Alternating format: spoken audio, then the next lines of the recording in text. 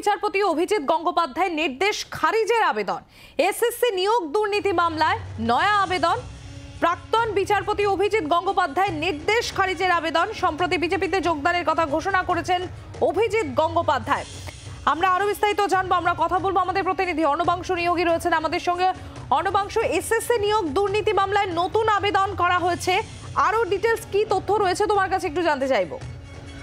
সম্প্রতি সেটা হচ্ছে বিচারপতি অভিজিৎ গঙ্গোপাধ্যায় পদত্যাগ করার পরেই এসএসসি বিতর্কিত চাকরি প্রাপক তারা আবেদন করছেন এটাই যে এই মামলায় চাকরি যাওয়া যে নির্দেশ, সেই নির্দেশগুলো খারিজ করা হোক, কারণ তিনি রাজনৈতিক উদ্দেশ্যে প্রণীতভাবে এই মামলা রায় দিয়েছেন এবং সেই মর্মে তারা কিছু মন্তব্য, কিছু নির্দেশ, টেলিভিশনে ইন্টারভিউ দেওয়া সমস্ত তারা উদাহরণ তুলে ধরেছেন যে কেন এই বিচারপতি এই মন্তব্য করেছেন এবং এই সবকিছু পিছনে রাজনৈতিক উদ্দেশ্য রয়েছে, যে কারণে সরকারকে ম্যানেজ করার জন্য এই সমস্ত চাকরি খাওয়া হয়েছে। এই মামলা তাদের হয়ে সওয়াল করছেন কল্যাণ বন্দ্যোপাধ্যায়, তাদের তরফ থেকে এই আবেদন করা হয়েছে। এই আবেদনটি আগামীকাল শুনানির সম্ভাবনা রয়েছে বিশেষ বেঞ্চে।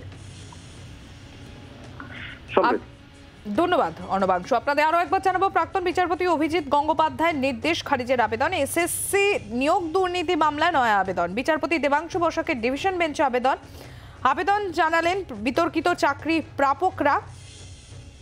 প্রাক্তন বিচারপতি গঙ্গোপাধ্যায়ের সব নির্দেশ খারিজের আবেদন। সম্প্রতি বিজেপিতে যোগদানের কথা ঘোষণা করেছেন অভিজিৎ গঙ্গোপাধ্যায়। বাংলার আওয়াজ, বাঙালির আবেগ, জি 24 ঘন্টা।